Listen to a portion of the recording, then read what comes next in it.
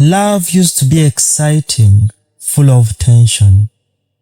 Whenever you received that letter from your mate, joy would be the least of your worries because everyone around you would notice your soul jumping in happiness. You would spend the next hours trying to unspit the message in the letter before attempting to open it. And when you finally opened the letter, its composition would bring more color to your eyes than the pleasure received in the former process. A couple of hours will then be spent indulging in the notions of your mate. Because the letter was always neatly written, slow as the only way known to miss out on any feelings embedded in the carefully arranged characters.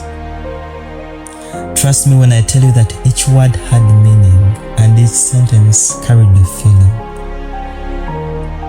After carefully canvassing the fancy literature, it had the power to drive your mind into reminiscence, where you got the chance to experience your letter in detail as described by your mate. You will then play and replay your favorite parts of the letter. Most probably it was the entire letter because the writings were always so vivid. Love those days had a grip on the mind. Love those days and all the glory it has.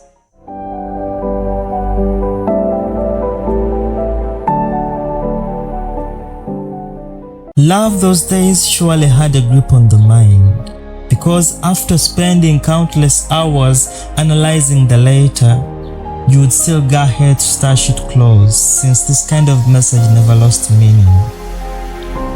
You knew you would revisit it periodically and your feelings would be serviced regularly, but you also knew that it was now time to write back.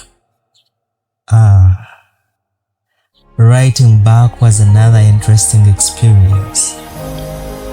When writing back, you'd go on writing back toward each sentence of your mate's letter. It was like deciphering an ancient scroll directing you toward a gold mine. You didn't want to miss out on any detail when writing back. You would make sure you weave your feelings around each word, and you would make sure that the vocabulary was very peculiar. You always had the urge to do better than your mate, because if their writing was able to drive you to a land of reminiscence, you wanted your writing to drive them to a virtual reality dreamland. So your words were always carefully chosen and your sentences cautiously arranged with the primary goal of raining heaven on your mate as soon as they opened your letter. When you were finally done with writing, the letter was surely heavy and expensive despite the material and the quality of the ink. You too would feel how crafty you were just by remembering what you had written, and you couldn't help but smile with satisfaction.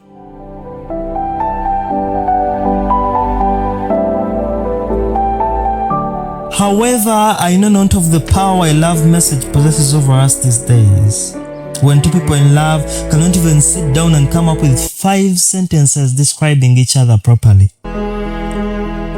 We have incorporated advancement in the communication of love to our mates. We now communicate in real time. But where's the truth in that? I don't think I would care much about a fast response that lacks the feeling of love in it. We no longer have the time to come up with the words that can melt the hearts of those we love, just because we have Siri and other bots around. And thereafter you wonder why the failure rate of relationships is higher in the 21st century than ever before. Let's agree to disagree that love is an ancient and traditional phenomenon that requires no advancement. So if you feel you want to love, you will pick up your paper, you will pick up your ink, and you will scribble your feelings outright.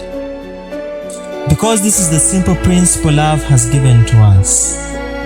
This is the principle of communication in the context of love.